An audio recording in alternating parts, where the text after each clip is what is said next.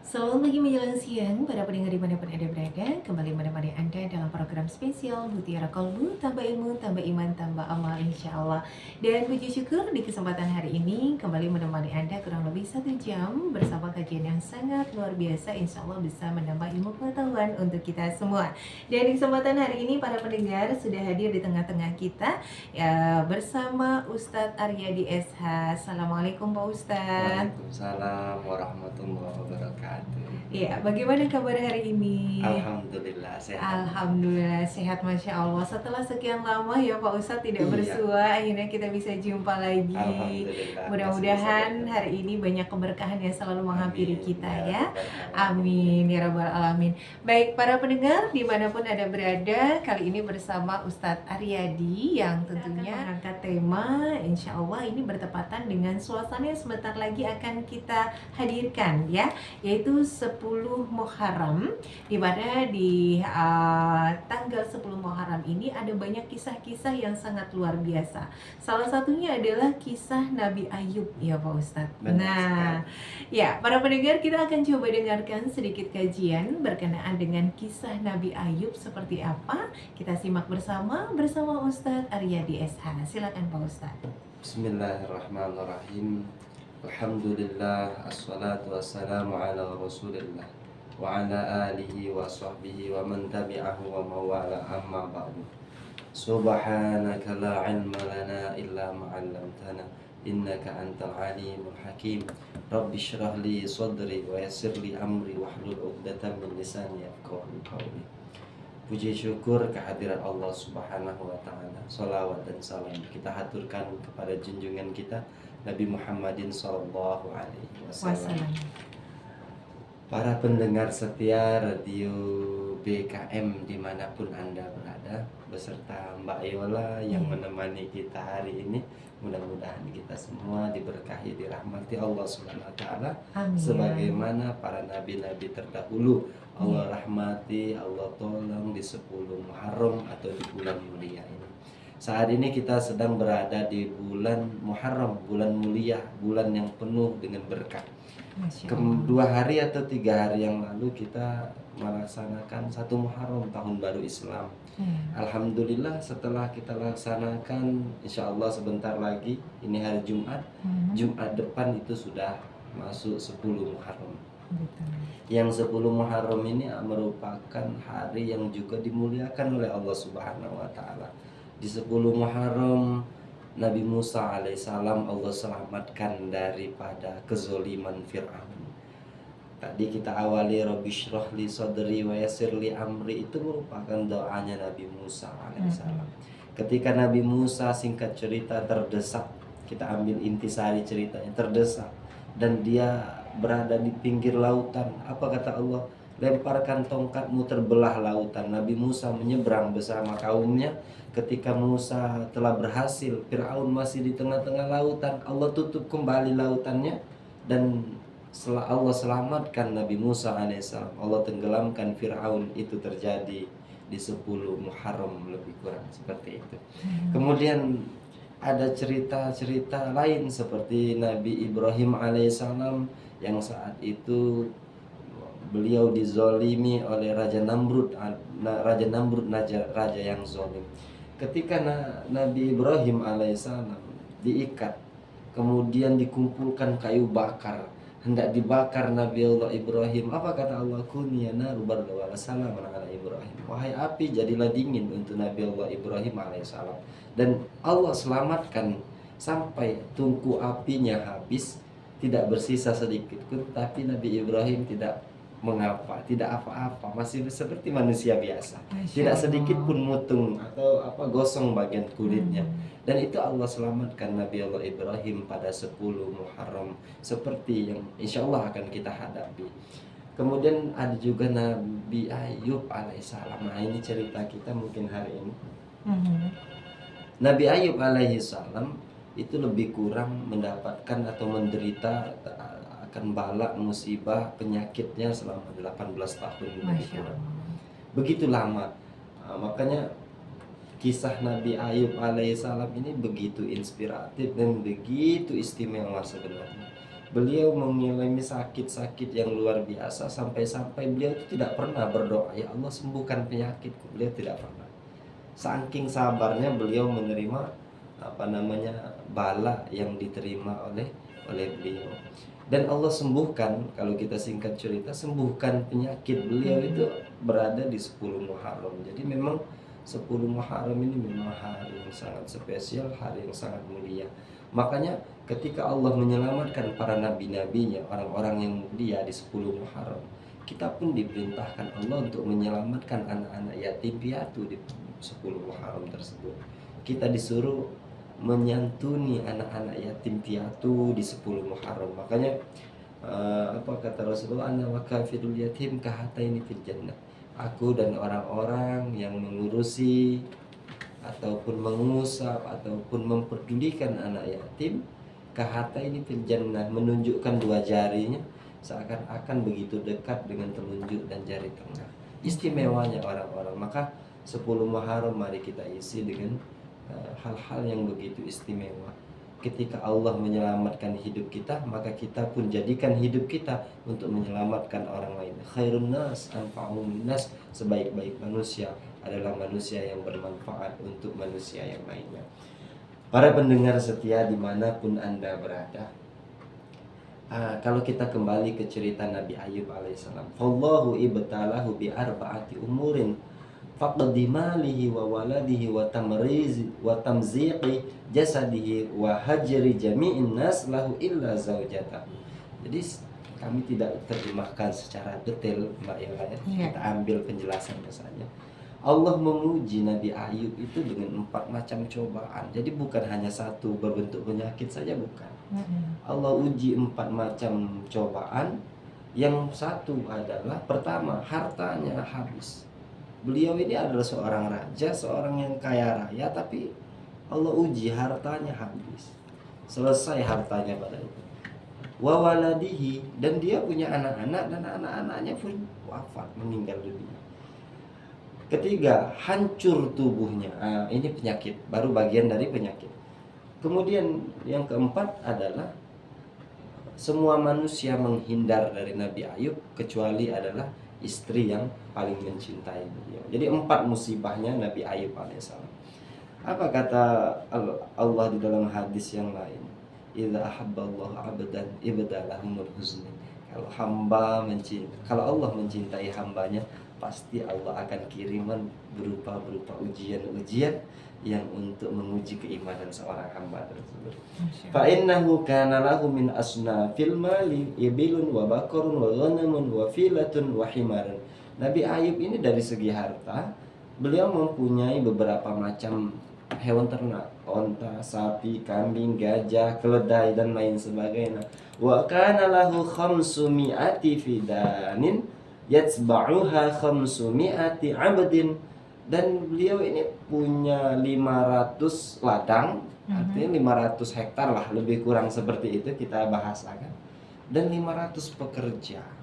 Jadi kekayaan beliau ini begitu luar biasa. Mungkin kalau kita ukur saat ini ya belum seberapa yang kita miliki. Beliau punya peternakan bermacam-macam, punya 500 hektar, 500 anak buah. Artinya kalau udah 500 ini perusahaan Mbak kayaknya. Ya, betul. Seperti itu ya lebih kurangnya. Likulli 'abdin imra'atun wa waladun wa malun, dan setiap pegawainya ini punya anak dan punya istri katanya kan, yang rata-rata waktu itu berusia sampai 30 sampai 50 tahun. Wa kana ma'ahu thalathun nafarin qad amanu bi wa kanu kahula. Dan Nabi Allah Ayub alaihissalam ini juga punya beberapa orang yang sering mengikuti beliau. Jadi ini puncak ceritanya Mbak Yola. Wa kana iblisu la yahjabu an syai'in minas samawati fayakifu fihinna haitsuma arada.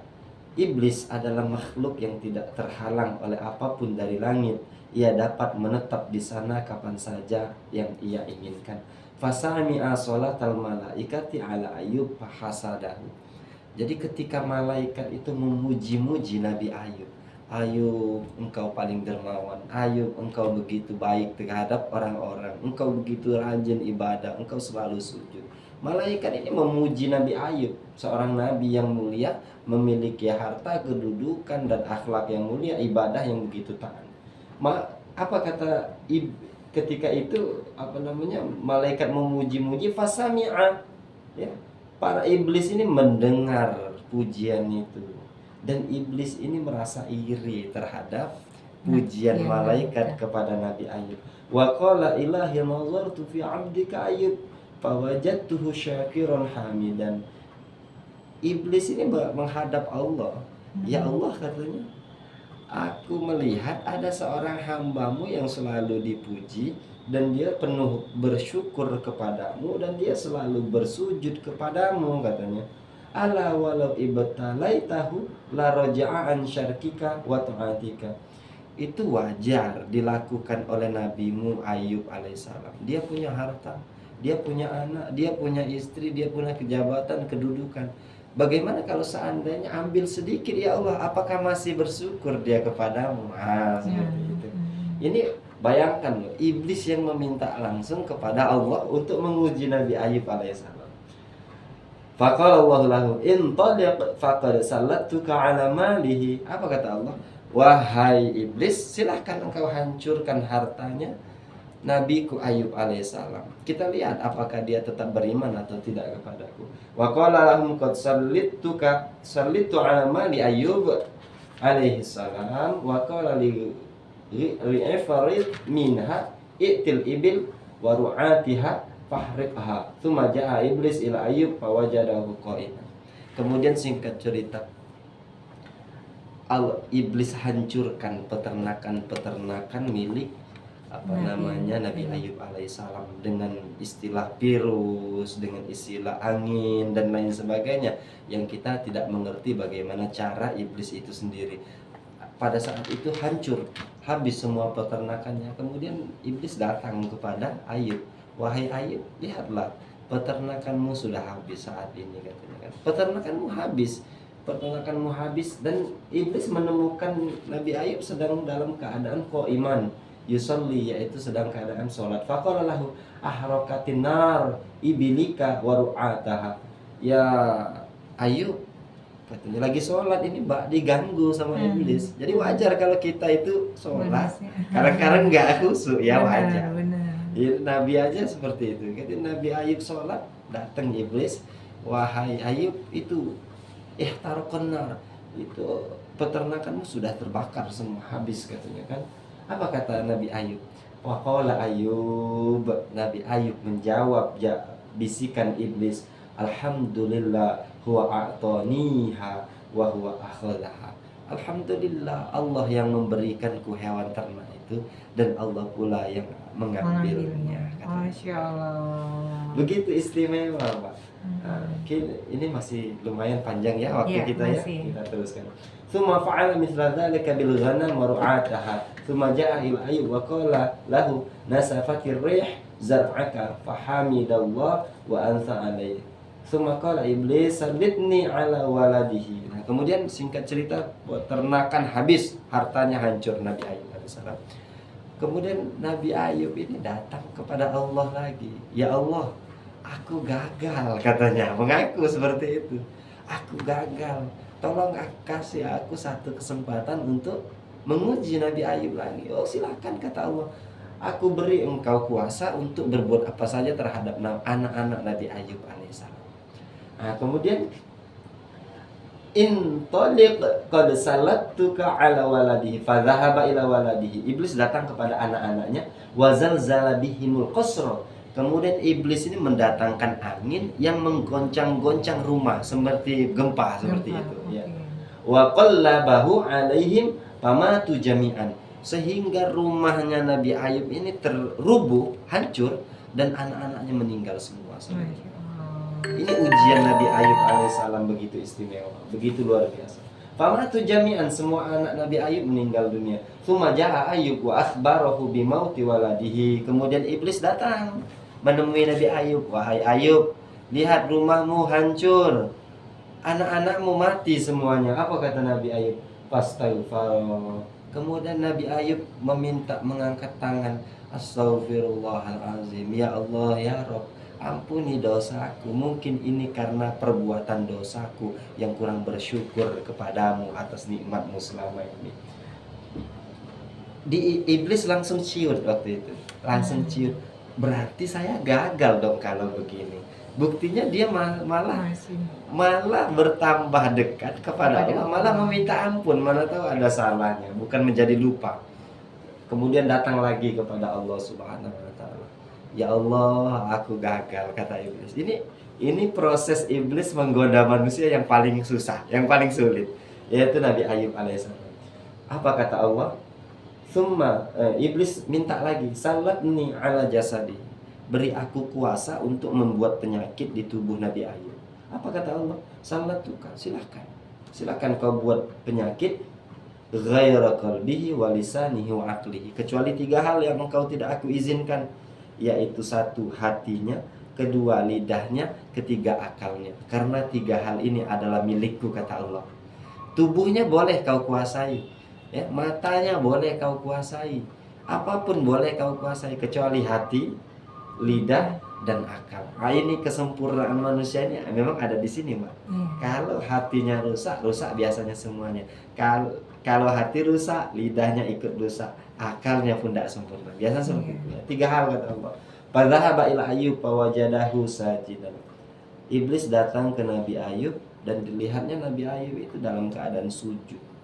Begitu istimewa, harta habis, anak meninggal dunia, tapi masih sujud dan meminta ampun kepada Allah. Kalau kita ya tahu ada loh Mbak, ya baru-baru ini. Jadi di dekat kita itu kan persawahan, pertanian. Apa kata jamaah kita?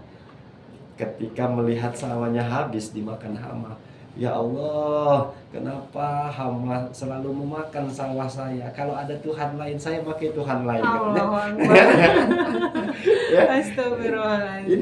Ini kan baru sedikit sebenarnya, hanya secuil diambil Allah Subhanahu wa taala. Sedangkan Nabi Ayub ini habis. Kemudian kita lanjutkan, Mbak Yola. Faja'a min kibali wajhihi wa nafakha fi man kharaihi nafkhatan ishta'ala minha jasadahu.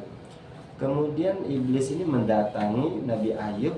Kemudian iblis menghembuskan angin panas ke hidung Nabi Ayub yang sedang sujud waktu itu, sehingga timbullah panas di badan Nabi Ayub, merasa gatal-gatal, kemudian digaruk seluruh tubuhnya yang gatal, hatta sakotat kullaha, sampai kuku Nabi Ayub ini semuanya lepas karena menggaruk. Nah, mungkin ini sangat luar biasa bagi kami, sampai lepas semua kuku-kukunya. Tsumma hakkaha bil masuhi al khashanati tsumma bil khahari wal hijar. Karena kukunya sudah tidak ada lagi, akhirnya mengambil batu, mengambil kain, diusap, digosok kulitnya pakai kain. Tidak puas, diambil batu Mbak yang kasar. Kayak kita umpama ada batu yang kerikil, batu gunung yang bunter-bunter itu ya, digosok itu di badan Nabi Ayub sampai melepuh semua kulitnya itu. Sampai melepuh. Itu awal cerita bagaimana penyakit Nabi Ayub datang. Falam yazal yahikkuha hatta yaqatta'a jasaduhu wantahanna. Maka tidak henti-hentinya beliau menggaruknya sampai rusaklah tubuh Nabi Ayub dan berbau busuk sehingga timbul ulat mungkin ya, kemudian belatungan. Ya Allah, itu semua tubuh loh Mbak, semua tubuh itu hancur lebur tubuh beliau sampai berbau busuk dan semua apa? Fa akhrajahu ahlul qaryah. Sampai-sampai Nabi Ayub ini dulunya punya harta luar biasa diusir orang dari desa karena penyakitnya. Bayangkan Mbak, sekarang saya umpamanya dari ujung kepala sampai ujung kaki ini borokan semua, koreng semua, yang itu bernanah-nanah. Kan wajar kalau kita diusir sampai dari perkampungan. Bayangkan waktu kita COVID-19. Iya benar. Bayangkan waktu kita COVID-19. Oke, kita nggak diusir, tapi kita nggak boleh keluar kemana-mana. Kita dikurung dalam rumah. Ini kan, ini seperti ini lebih kurang cerita-ceritanya. Wa ja'aluhu ala kanasatin lahum wa ja'alu lahu arishan. Sedihnya lagi Nabi Ayub alaihissalam ini setelah diusir dari desanya, Beliau tinggal di tempat sampah. Ketika beliau tinggal di tempat sampah, beliau membuat gubuk seperti pengemis dan tidur di situ, di tempat sampah tersebut.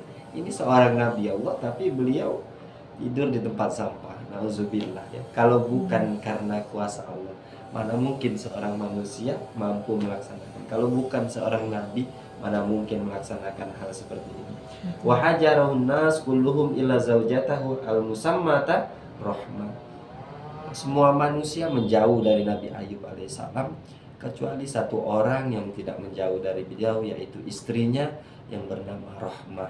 Jadi nama Rahmah itu adalah nama istri Nabi Ayub alaihissalam, seorang istri yang begitu setia meskipun suaminya sudah hancur lebur, sudah penyakit luar biasa, tidak ada harta sedikit pun yang ditinggalkan. Itu sedikit cerita kisah Nabi Ayub alaihissalam. Sampai-sampai setelah lebih kurang itu awal Mbak yang kita ceritakan ini adalah awal ceritanya Nabi Ayub alaihi salam. Dari awal cerita ini sampai beliau itu menahankan sakitnya lebih kurang 18 tahun. 18 tahun beliau berdoa. Tapi beliau itu berdoa bukan minta sembuh kepada Allah. Robbi masanya durru, ya Rob, aku ini sudah lama menahankan penderitaanku. Cuman seperti itu, beliau berkata seperti itu. Artinya bukan beliau itu meminta kepada Allah untuk disembuhkan, bukan. Ibarat saya Mbak aku ini sakit sudah lama, tapi kan aku tidak minta diobati gitu loh.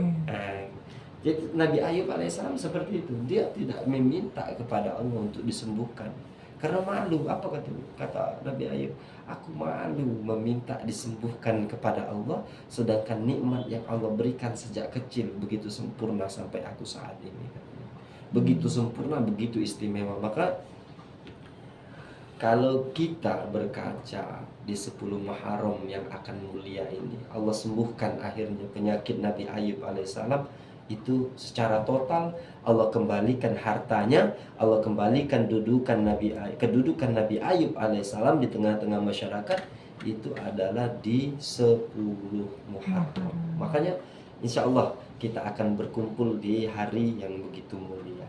Makanya kalau kita ambil kisah ini yang begitu istimewa menurut kami, menggugah hati kami pribadi, kita sering mendapatkan musibah, ya, kita sering mendapatkan bencana, atau di dalam hidup kita mengalami sebuah kekurangan, ketidaksempurnaan dalam setiap persoalan hidup. Sering kami menerima curhatan atau keluh kesah jamaah, ada yang ekonominya hancur tapi istri masih ada yang sama istrinya cekcok, merasa kurang bahagia dan lain sebagainya. Coba kita ambil kisah Nabi Ayub, semuanya Allah ambil. Makanya ada surat Ad-Duha, wad-duha wal laili idza saja ma wadda'aka rabbuka wa ma. Ayat ini turun ketika Nabi Muhammad SAW begitu dilanda kesedihan setelah wafat istrinya Khadijah radhiyallahu anha. Ketika istrinya wafat, Rasulullah sedih, turun ayat wad-duha, demi waktu duha. Ini waktu duha itu matahari mau naik Mbak ya, mau naik ke atas langit, mau siang. Apa maksudnya? Itu bahasa sederhananya begini, wahai manusia, kamu gak usah khawatir, besok kamu masih melihat matahari pagi. Tok kamu terlalu sedih dengan persoalanmu, tenang, besok kamu masih melihat matahari pagi. Nah seperti itu. Wal laili idza saja, demi malam apabila telah gelap gulita. Maksudnya apa? Ini sederhana. Kalau udah malam, udah capek, jangan paksakan pikiran, tidur, istirahat. Otak kita manusia terbatas, hati kita terbatas, air mata pun terkadang udah nggak mau keluar lagi. Kalau udah capek jangan dipaksa, tidur aja, istirahat. Iya, istirahat. Ma wadda'aka rabbuka wa ma qala, karena di sini kuncinya, Rabbmu, Tuhanmu tidak akan meninggalkan engkau. Wa ma qala, dan tidak akan pernah membenci. Jadi apapun masalah kita, kalau kita kembalikan kepada Allah Subhanahu wa taala, tenang, besok pagi masih ada hari esok. Kalau udah capek ya istirahat. Allah tidak akan pernah meninggalkan hamba-hambanya. Justru sebaliknya, hamba yang sering meninggalkan Tuhannya, kita yang sering meninggalkan sajadah kita, kita yang sering meninggalkan tasbih kita, istighfar kita, doa-doa kita. Nah, kemudian ma wadda'aka rabbuka wa ma qala wal akhiratu khairul laka minal ula wala sawfa yu'tika rabbuka fatarda. Kalau kamu sabar, kamu menerima dengan ujian yang saat ini ada di dirimu, wala sawfa yu'tika rabbuka fatarda, kelak kata Allah akan aku beri apa yang menjadi keinginanmu, fatardo, sehingga engkau menjadi puas. Saking puasnya gini, kita lupa dengan masalah kita hari itu. Contoh seperti ini, saya umpamanya hari ini begitu gembira Mbak Yola. Saking saya gembira, saya ini lupa kalau kemarin saya ini banyak masalah. Habis ribut sama istri umpama, habis ribut sama tetangga, terus dicaci maki orang, tiba-tiba ketemu Mbak Yola diajak makan bakso umpamanya. Saya lupa saking senangnya. Ini kata Allah, fatardo, nanti aku kabulkan doamu sampai-sampai kamu lupa dengan 10-15 tahun masalahmu yang telah engkau lalui. Ini kehebatan dari kesabaran dan penerimaan atas takdir Allah Subhanahu wa taala. Kita hitung dari hari ini, dari 10 tahun lalu sampai hari ini, mungkin kita banyak masalah yang kita lalui, banyak kesedihan yang kita terima, banyak air mata yang kita teteskan, banyak kekecewaan yang tidak bisa kita terima.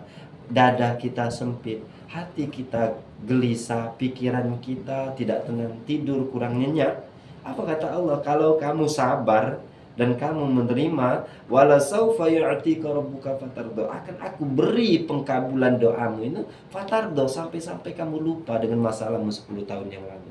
Pernah seperti itu Mbak? Kira-kira kemarin kita punya masalah dengan teman, umpama berantem dan lain-lain, hari ini ketemu sesuatu yang membahagiakan, lupa yang semua yang telah lalu. Maka insya Allah yakin apa yang Allah takdirkan adalah sesuatu yang terbaik untuk kita.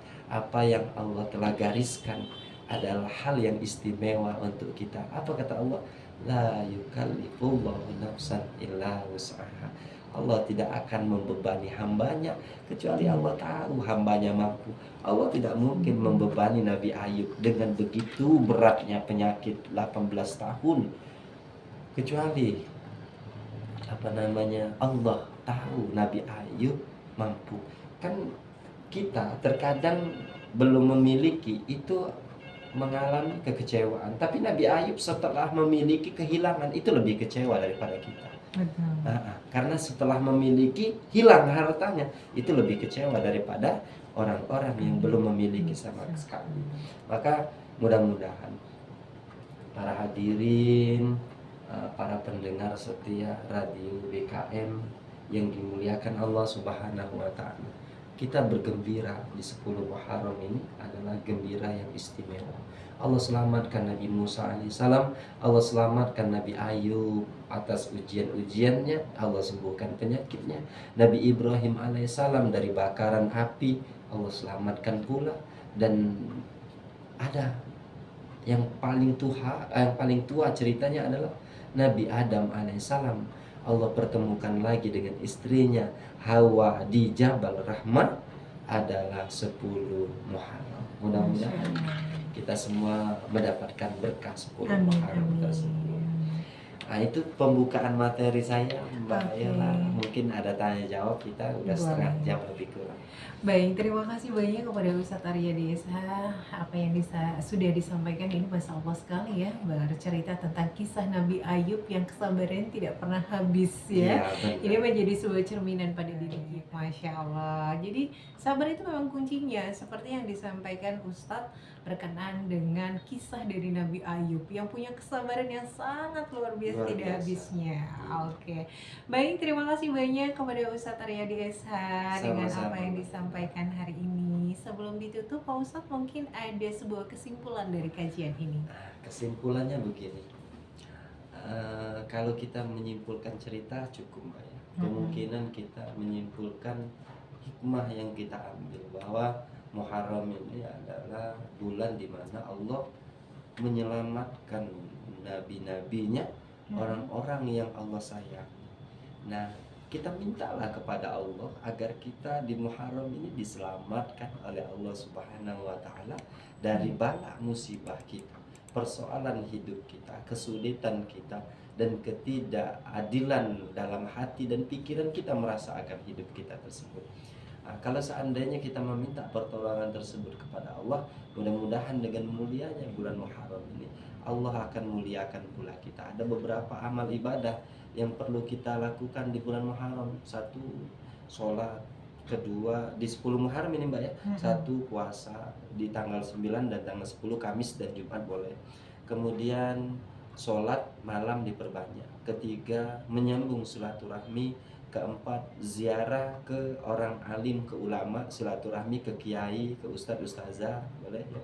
Kemudian memotong kuku, kemudian bercela, baik laki-laki perempuan boleh, tapi kalau kita nggak biasa laki-laki nggak usah ya. Kemudian selanjutnya bersedekah.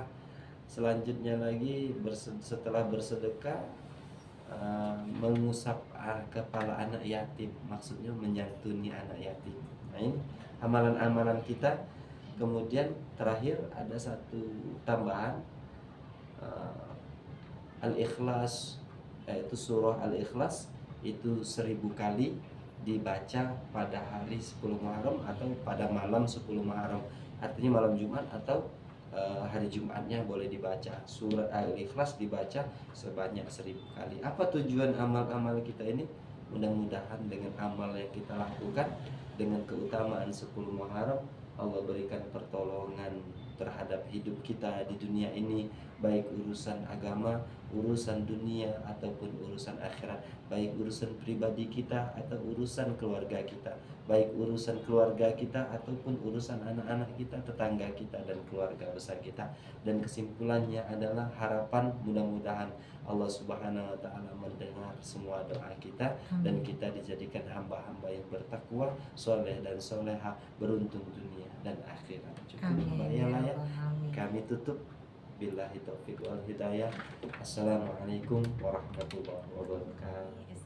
Dengan apa yang disampaikan hari ini, insya Allah apa yang disampaikan hari ini menjadi ilmu yang manfaat dan insya Allah menjadi ladang pahala untuk kita semua ketika kita menerapkan apa yang menjadi penyampaiannya, bahwa kesabaran tidak pernah putus dan tidak pernah berhenti. Allah Subhanahu wa taala selalu mengiringi kita, insya Allah bagi kita yang selalu mendekatkan diri kepada Allah Subhanahu wa taala. Pendengar dimanapun ada berada, inilah program spesial Mutiara Kalbu, tambah ilmu, tambah iman, tambah amal, yang kami persembahkan secara langsung di Radio Bersatu Kita Maju, dipersembahkan oleh LPPL Radio Bersatu Kita Maju, Diskominfo Oku Timur, dan Kementerian Agama Kabupaten Oku Timur, serta Badan Amil Zakat Nasional. Kalian sudah bergabung di 100,1 BKM FM, jangan kemana-mana karena setelah ini Anda akan ditemani di acara selanjutnya, masih dalam program Mutiara Kalbu. Selamat siang dan sampai jumpa. Terima kasih. Wassalamualaikum warahmatullahi wabarakatuh.